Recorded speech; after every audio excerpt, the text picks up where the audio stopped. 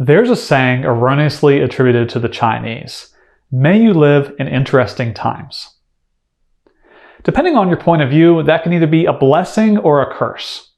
And right now, that saying accurately describes the situation that many beginner iPhone developers find themselves in today.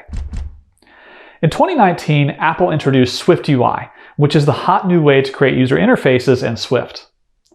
One of the cool things about SwiftUI is that your user interfaces are created completely in code.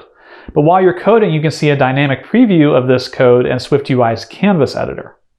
And you have a choice. You can either code the user interface yourself, or you can use SwiftUI's Canvas editor to code it on your behalf. This is really nice because SwiftUI gives you the benefits of being able to construct a user interface via code, combined with the benefits of being able to visualize your work as you go. It also makes working with SwiftUI really nice in the real-world, team-based environment.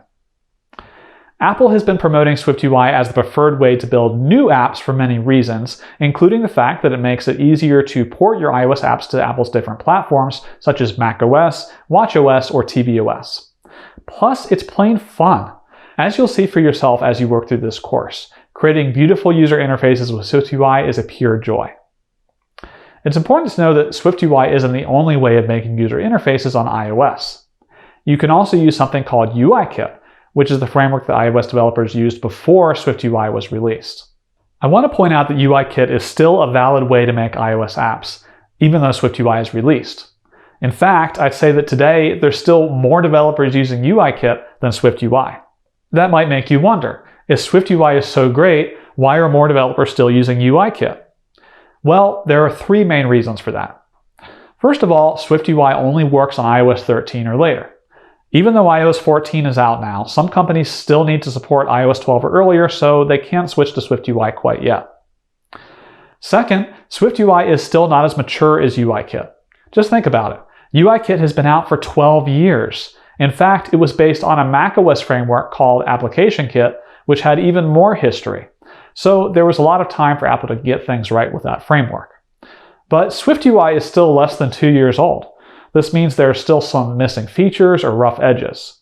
So some companies want to give SwiftUI just a little more time to mature. Third and finally, many companies have already written their apps using UIKit, and it would simply be too much work at this point to rewrite the entire app in SwiftUI, so a lot of that old UIKit legacy code will still remain.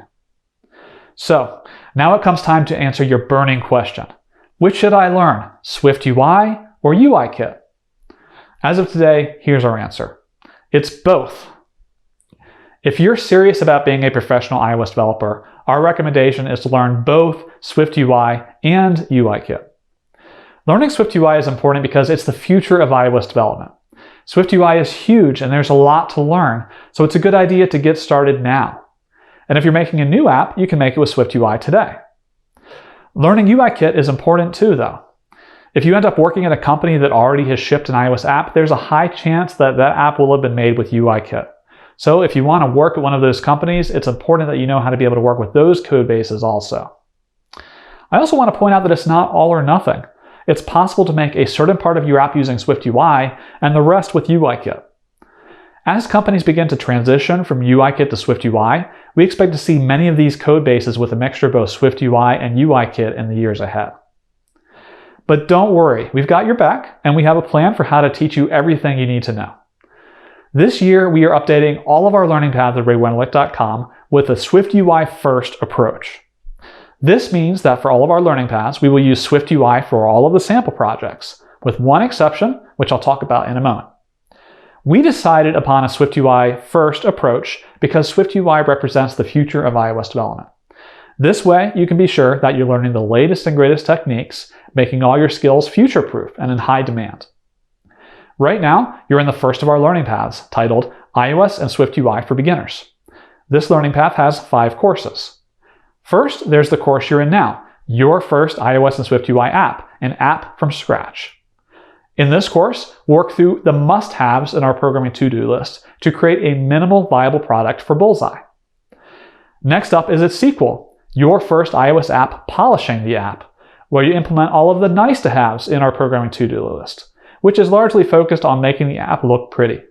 In that course, you'll learn how to take the app from the minimal viable product in the upper left to the polished app in the lower right. Pretty cool, huh? For the third course, you'll move on to Programming in Swift Fundamentals. In that course, you'll take a break from app development to focus on the fundamentals of the Swift programming language itself.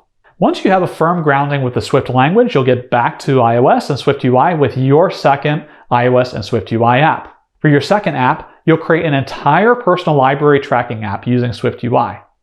Now, this app will be a fair bit more complicated than Bullseye, and you'll learn more about working with lists of data in your apps, passing data across your app, and much more.